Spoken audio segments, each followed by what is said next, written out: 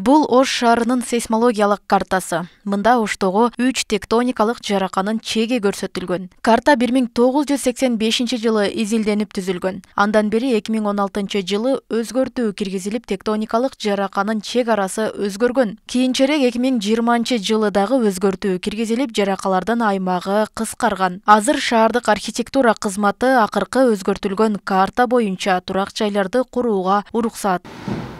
Бул жер алдындагы жаракка 100% точ деп айтышкандай кыйын экен.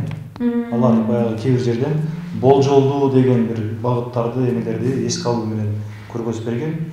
Именно жараканын кеңдиги 100 метр же 150 метр же 60 метр, 70 метр деп көргөзүш бул өтө кыйын экен.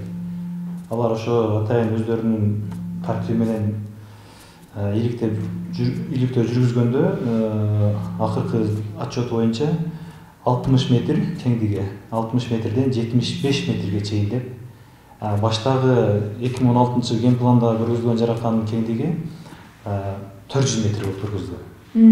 Кийин кыскартып. Кийин булар дагы повторный изилдөө жүргүзгөндө ушул размерге алып келишкен. Учурда Кыргызстандын жаңы сейсмологиялык картасын түзүү иштери башталары айтылууда. Ал үчүн Улуттук илимдер академиясына каражат бөлүндү. Академиянын кызматкерлери аймактарды изилдеп чыгышы керек. Тиешелүү тармактар бүгүнкү күнгө чейин Союз мезгилинде жүргүзүлгөн изилдөөлөр менен иштеп келген. Андагы изилдөөлөрдө Кыргызстандын аймагына 8-9 балдык чек коюлган. Ошо 8 балдын аркасында Лира программасынын конструкция кабыл алгандан анан курулуп баштайт. Бул мындай өзгөрүп турат экен да, урматтуу депутаттар. Бул сейсмологический зоналар өзгөрүп турат экен. Азыр мына академияга акча бөлүнүп, азыр кайра жаңыдан исследование кылып атат. Мисалы, мындан 5 жыл, 10 жыл мурун кайсы жерлерде 8 балл көрсөтүлгөн жер боло турган болсо, азыркы маалда 7 балл болуп калган. Кайсы жерлерде 7 балл көрсөтүп жүргөндөр, ал жер 9 болуп калды. Мындай бул механизм да жердин астында жылып турат. Мына могу жер 9 балл болду, бүттү, өмүр бою 9 балл деген жок. Ал жер 9 балл деп аткан жерибиз эртең 7 балл болуп калышы мүмкүн. Кече 3 январда Кыргызстанда 4 жолу жер титирөө катталган. Бүгүн өзгөчө кырдаалдар министрлигине атайын техникаларды тапшырып жатып, УКМК төрагасы Камчыбек Ташиев УКМге жер титирөө тууралуу алдын ала маалымат берүү үчүн жасалма интеллектинин мүмкүнчүлүктөрүн колдонуу тапшырмасын берди. МЧСке тапшырма: жакында жер титирedi. Бишкекте 4,5 балга чейин жеткени белгилүү. Санариптин жардамы аркылуу Android платформасында уюлдук телефондорго 1 минутта эрте билдирүүлөр келип, көп кабаттуу үйлөрдө жашаган жарандардын тышка чыгуусуна мүмкүн болду. Бирок ошол эле учурда iPhone сыяктуу акыркы үлгүдөгү телефондорго билдирүүлөр келген жок.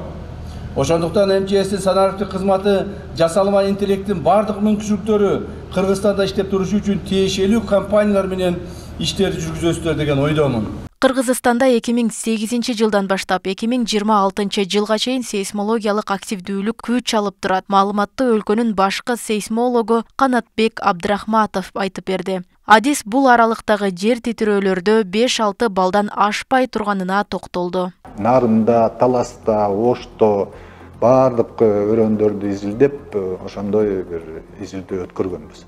Аны дагы улантып атабыз, аны дагы баягы тастыктап деталдуу изилдөө өткөрүп атабыз. Ошо 6 балды алсак, Бишкекте эч бир дубалдар же моорлор сынган жок. Кичине эле жаракалар пайда болду, эл баары аман калды. Себеп 6 балл бул деген анчалык деле катуу жер титирөө эмес. Ошондуктан 2026 жылга чейин ошо 6 балга жеткен жер титирөөлөр болушу мүмкүн деп божомолдоп атабыз.